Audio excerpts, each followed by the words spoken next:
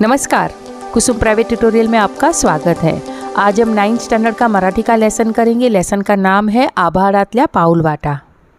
आभाळ का अर्थ होता है आकाश और पाऊलवाटा मतलब फुटपाथ। लेसन पढ़ते हैं। नैसर्गिक साधन संपत्तीने समृद्ध असलेल्या भारतात प्राणी पक्षी यामधील वैविध्य ही थक्क करणारे आहेत। भारतात पक्ष्यांचे 1346 जाती आहेत।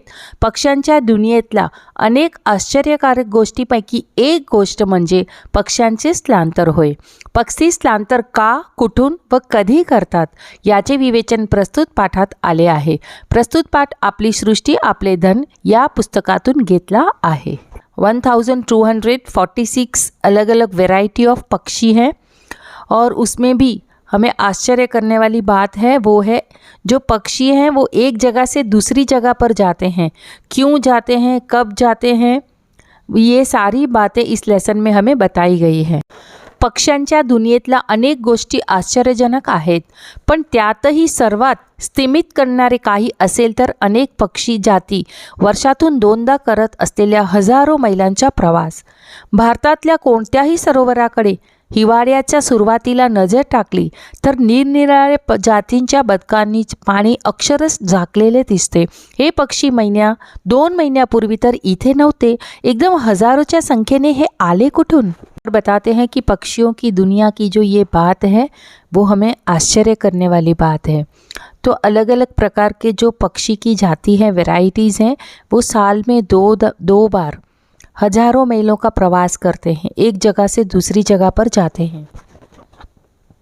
कोई भी सरोवर के पास, तालाब के पास हम गर्मी की छुट्टियों में या तो समर में हम उनको देखते हैं और वही कभी कभी 2 महीनों के बाद कोई और जगह पर चले जाते हैं। 2 महीने पहले तो यहाँ पर कुछ भी नहीं था, एकदम से हजारों की संख्या में ये बदक कहाँ से आए।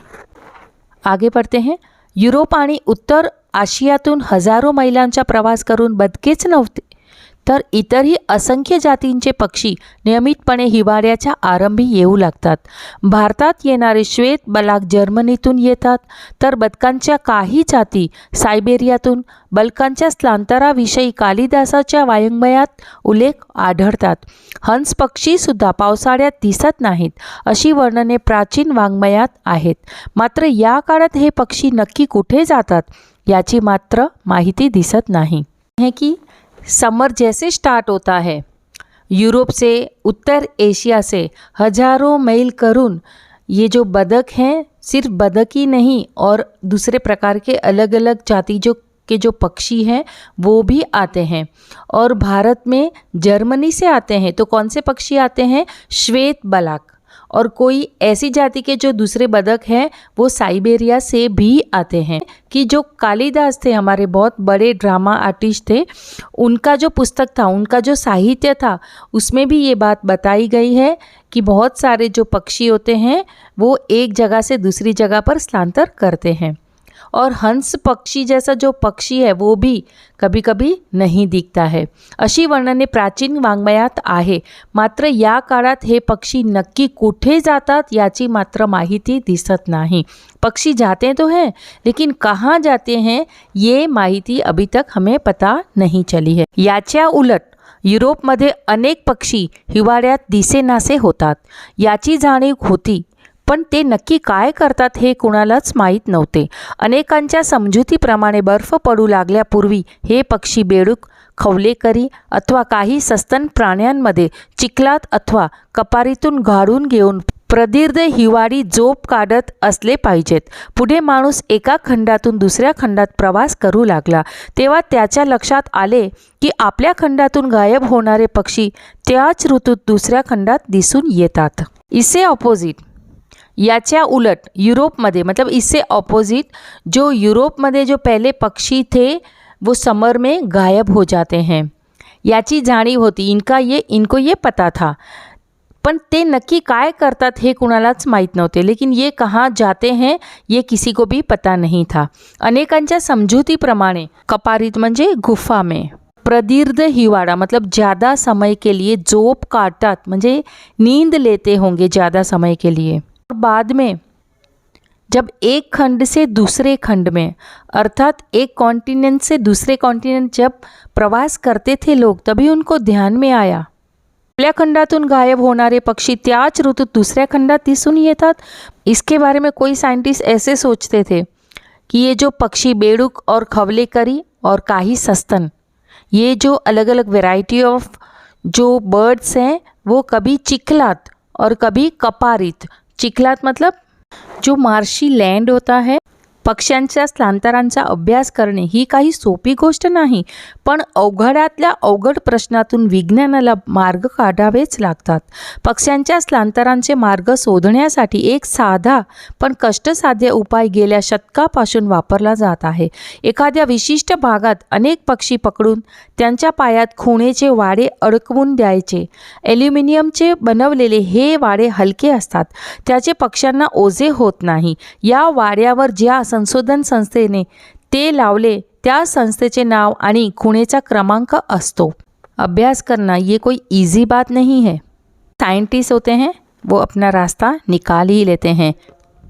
100 साल से सर्च कर रहे हैं कि पक्षी एक जगह से दूसरी जगह क्यों जाते हैं, कैसे जाते हैं, ये चालू है उनका काम। उन्होंने क्या किया, उनके पाँव में खुणेचे वाड़े अर्थात पाँव में एक वाड़ा लगाया। वाड़े का अर्थ होता है जो पाँव में पहनने वाले जो हमारे ऑर्नामेंट्स होते हैं, दागिना होता है, वैसा एक लगा देते हैं। वो एल्यूमिनियम का लगाया ताकि जब बर्ड्स उड़ते हैं तो उनको वजन ना हो, क्योंकि एल्यूमिनियम जो मेटल है वो वजन में, वेट में बहुत हल्की होती है, इसके लिए।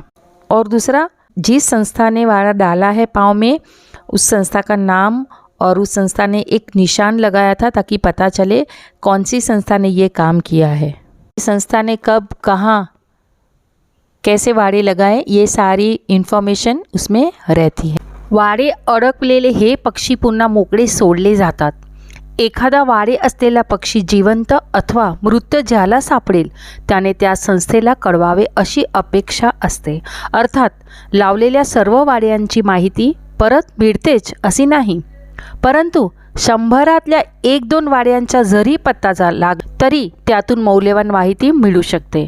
केरळात वाडे लावलेले परीत पक्षी काबूल, अफगाणिस्तान, वायव्य पाकिस्तान या भागात सापडले आहेत। केरळातलाच एक रानपरीत ब्रह्मदेशात सापडला आहे। जर्मनीत वाडे लावलेले बलाक बिकानेरमध्ये सापडला आहे।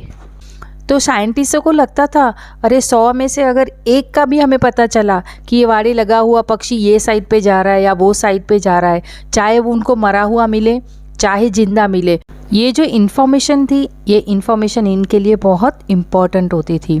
जो केरला में उन्होंने वाड़े लगाए थे साइंटिस्टों ने, वो परीत पक्षी उनको काबुल में, अफ़गानिस्तान में, वायव्य पाकिस्तान में वो जगह पर उनको मिलते हैं। और केरला का जो रानपरीत पक्षी था वो उनको ब्रह्मदेश में मिलता है। और जर्मनी में जो बलाक थे वो बीकानेर यानी राजस्थान में उनको मिलता है। अलीकडच्या काळात विमाने आणि रडारयंत्रामुळे सुद्धा पक्ष्यांच्या स्थलांतराविषयी मोलाची माहिती मिळाली आहे। तरीसुद्धा पक्ष्यांच्या या गूढ सवयींसंबंधी कित्येक रहस्य अद्याप उकळलेलेही नाहीत। आज के ज़माने में हमें विमानों से और रडार यंत्र से, मतलब एयर फोर्स से, वहाँ से जो हमें पता चला है, अभी तक ऐसे बहुत सारे रहस्य हैं जो पक्षियों के बारे में हमें नहीं पता चला है कि पक्षी यहाँ से वहाँ, एक जगह से दूसरी जगह क्यों जाते हैं। पक्ष्यांच्या स्थलांतरांचे अनेक प्रकार पाड़ता येतील, मतलब पक्षी स्थलांतर क्यों करते हैं इसके अलग अलग प्रकार होते हैं। जैसे हिमालय सारखा पर्वता रांगामध्ये राहणारे पक्षी थंडीत खाली दरीत अथवा सखल भागात उतरतात। यहाँ पर हमें कहा गया है कि हिमालय जैसे जो रेंजीस है हिमालय के, वहाँ से पक्षी ठंडीत मतलब जब कोल्ड होता है, जब ठंडी होती है, तभी खाली दरीत मतलब कभी गुफा में या सखल भागात अर्थात जो लो लैंड रहती है वहाँ पर जाते हैं। आणि और कहते हैं कि उन्हाळ्यात परत वर सरकतात, मतलब जैसे ही समर आता है वो वापस हिमालय की ओर चले जाते हैं। त्यांचा एकूण प्रवास काही किलोमीटरचाच असतो, मतलब ये इनका जो प्रवास रहता है वो बहुत थोड़ा होता है। इसके अलावा कहते हैं कि कभी कभी दुष्काल, महापुर और बर्फ़वृष्टि, दुष्काल कभी कभी बारिश नहीं होती है और महापुर मतलब ज़्यादा बारिश हो जाती है या तो बर्फ़ की वृष्टि होती है। अन्नाचे दुर्भिक्ष मतलब वहाँ पर जब ऐसी कोई घटना हो जाती है तब उनको खाने के लिए कुछ नहीं मिलता है, तभी वो पक्षी वहाँ से दूसरी जगह पे जाते हैं। ये भी रीज़न बताया है। और मेन रीज़न इनको साइंटिस्ट को ये लगता है कि उनको जब अन्न नहीं मिलता खाने के लिए तब वो जाते हैं दुसरी जगह पर। पक्ष्यांना थंडी वाऱ्याची फारशी काळजी नसते। अन्नाचा पुरेसा पुरवठा असेल तर पक्षी बर्फाळ प्रांतातही व्यवस्थित जगू शकतात। मतलब कहना चाहते हैं कि पक्षी को ज़्यादा ठंडी अगर रहती है तो उससे उनको कोई फ़र्क नहीं पड़ता है। अगर उनको खाने को मिल जाता है तो वो बर्फ़ वाली जगह पे भी रह सकते हैं। आगे देखो, हिमकाक पक्षी के बारे में कहा है। हिमकाक पक्षी एक कौवे की जात होती है, वैसा पक्षी है। तो इरवी 2 ते 5,000 मीटर उंचीपर्यंत सापडणारे हिमकाक पक्षी एव्हरेस्ट चढणाऱ्या गिर्यारोहकांच्या मागे मागे 8,500 मीटर म्हणजे सुमारे 27,000 फुटांपर्यंत आल्याची नोंद आहे। जो हिमकाक पक्षी है वो एवरेस्ट चढ़ने वाले जो लोग रहते हैं उनके साथ साथ 27,000 मतलब 27,000 फुट पर्यंत उनके साथ आ रहे हैं, ये बताया है। एवढ्या उंचीवर या पक्ष्यांना बर्फ, थंडी आणि हवेची कमी होत जाणारी घनता यांचा कोणत्याही प्रकारे त्रास होत असलेला दिसत नहीं। जो हिमकाक नाम का पक्षी है वो कभी ज़्यादा अगर ठंडी हो गई, ज़्यादा बर्फ़ हो गया तो फिर भी वो हवा में उड़ भी सकते हैं, उनको कोई कभी प्रॉब्लम नहीं होती है। हिवाळ्यात पक्षी दक्षिणेकडे स्थानांतर करतात। हिवाळ्यात मतलब समर में जब पक्षी दक्षिण में जाते हैं उनको वहाँ पर खाने के लिए कुछ नहीं मिलेगा, इसके लिए वो जगह छोड़कर दक्षिण की ओर चले जाते हैं। आगे पढ़ते हैं। अनेक पक्षी असे आहेत की जे बर्फ पडायला लागण्याच्या बरेच आधी अन्न अद्यापही भरपूर उपलब्ध असतानाच आपल्या दक्षिण यात्रेला सुरुवात करतात। ये पक्षी ऐसे हैं इनको खाना भी वहाँ पर मिल रहा है, फिर भी वहाँ से चले जाते हैं दक्षिण की ओर। हे पक्षी स्थलांतरांसाठी अन्नाच्या तुरवड्याची वाट पाहत बसत नाही। सूर्य दक्षिणकडे झुकू लागला की त्यांचे मन जणू उचल खाते, दक्षिणेची ओढ लागते, आतील अस्वस्थता वाटते। एका जातीचे अनेक पक्षी एकत्र येतात आणि ठराविक मुहूर्ताला प्रयाण करतात। सूर्य जैसे दक्षिण में जाता है वैसे इनका मन भी नहीं लगता वहाँ पर, ये उनको अंदर से अस्वस्थता लगती है। तभी एक ही जाति के जो पक्षी होते हैं सब एक साथ होते हैं और वहाँ से उनको ऐसे लगता है जैसे यही मूर्त है और वही एक मूर्त में ही वहाँ से प्रयाण करना चालू कर देते हैं। या पक्ष्यांच्या बाबतीत स्थलांतरांचा आता अन्नाशी संबंध उरला नसून ठराविक ऋतूत ठराविक दिशेने झेप घेणे हा एक धार्मिक विधी असल्यासारख्या त्यांच्या जीवनाचाच एक भाग झाला आहे। ये जो एक साथ पक्षी जब जाते हैं तभी उनको अन्न का कोई प्रॉब्लम नहीं होता है, लेकिन एक मेन जो कभी ऋतु रहती है उस ऋतु में वो स्पेशल जाते ही हैं। ऐसा लगता है कि ये इनकी कोई धार्मिक विधि है, इस तरह से वो एक पर्टिकुलर टाइम पर वो चले जाते हैं। परतीच्या प्रवासाचेही तसेच, मतलब रिटर्न भी वो वैसे ही आते, एक साथ ही आते हैं, एक ही समय पर ही आते हैं। वसंतागमाला सगळेच पक्षी अनामिक ओढीने आपल्या उत्तरेतल्या घरांकडे निघतात।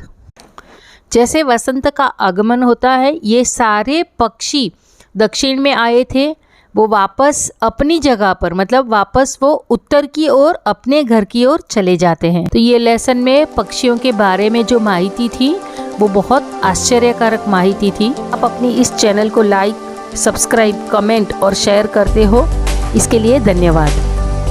आगे मिलेंगे और एक नए वीडियो के साथ।